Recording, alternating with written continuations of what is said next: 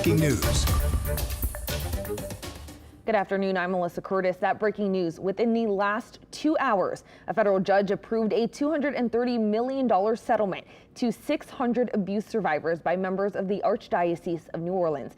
WWL Louisiana Chief Investigator David Hammer was in that courtroom this morning and joins us with the details. David. Good afternoon, Alyssa. Yeah, this is a really big moment, a moment of some degree of closure, both for 600 abuse survivors and for the Archdiocese of New Orleans and really the Catholic Church in this area that's been dealing with this for the last 5.5 years. A $230 million settlement approved by a U.S. bankruptcy judge today.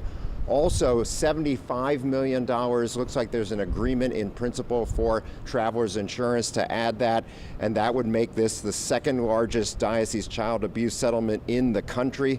Judge Grable, Meredith Grable, approved the $230 million plan after dismissing the last remaining objections from Travelers, the church's main insurer, in the 1970s and 80s. But now we're hearing that Travelers has come to the table with another $75 million, increasing the total to $305 million. Either way, a big moment for the Archdiocese to end this 5.5-year bankruptcy and settle all 600 abuse claims in one fell swoop. And also a big moment for abuse survivors, 23 of whom testified about the pain, trauma, and anger they experienced. So we heard from Archbishop Gregory Aymond and several survivors this morning after court. We are pleased that this is the end of this process, but most importantly, this is about the survivors. The whole process, to me, has been somewhat of a nightmare, but every day, just through self-fortitude and standing tall and speaking the truth, as I said in my statement the other day, I'm moving from being a victim to being a victor, and that's a very good feeling.